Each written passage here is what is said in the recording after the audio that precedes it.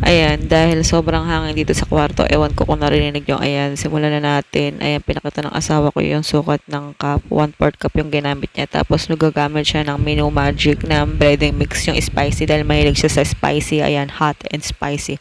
Super anghang talaga ito, mga madam. Ayan, nagsalan siya sa 1/4 cup. Pero hindi naman niya pinuno yan, mga madam. Almost 1/4 cup lang ang gagamitin natin. Ayan, almost lang. Almost, mga madam. Ayan, baka may magtaka sa inyo. Ayan, kung inaantok sa boses ko, malamang madaling araw na, mga madam.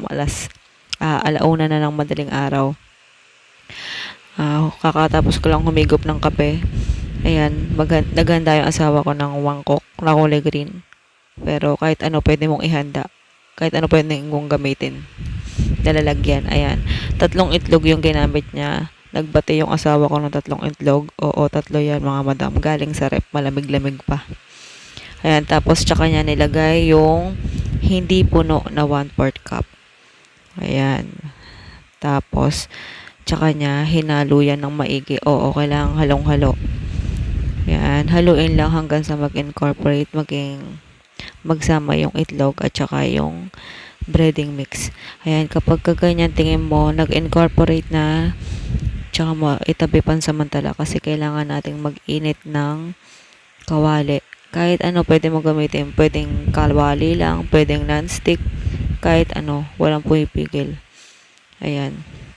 Hindi naman tayo maarte. Tapos, maglagay ka ng mantika. Ayan, kung napapansin nyo, para akong bumubulong.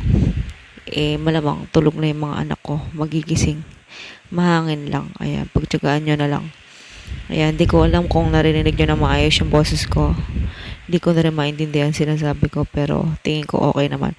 Ayan, kapag mainit na yung kawali, tsaka mo isa lang yung itlog na may Menu Magic na breading mix, hot and spicy. Oo, hot and spicy yan. Kung hindi ka mahilig sa hot and spicy, meron din silang hindi maanghang. Oo, ilalagay ko rin sa description box para hindi ka na maghanap, hindi ka na mahirapan. Siyempre, mahal ko kayo eh. Ayoko na nahihirapan kayo. Pero syempre, matuto kayong magbasa. Oo, matuto kayong panoorin hanggang dulo kasi nasa dulo ng video ko lagi nilalagay yung listahan ng recipe at saka costing. Ayan, tapos pagka tingin mo medyo luto na yung unang side, baliktarin mo. Ayan, in slow motion ko para mas kitang-kita mo. O, ayan na, baka may magreklamo pa. Ayan, hindi nga lang perfect yung gilid. Oo, kasi wala naman perfecto sa mundo. Huwag kang ano dyan. Ayan, kung mamaya magreklamo ka, sabi mo sa akin, ba't parang mahangin? Oo, kasi nilapitan ko sobra yung bibig ko sa lapel, sa mic. Kasi para mas maintindihan mo. Pero di ko alam kung maganda ba yung ginawa ko. Bahala na. Ayan, basta. Oo, basta. Ayan. Ayan, luto na yung magic egg natin. Oo, ayan ang pangalan ng recipe natin. Magic egg. Taste test na, mga madam.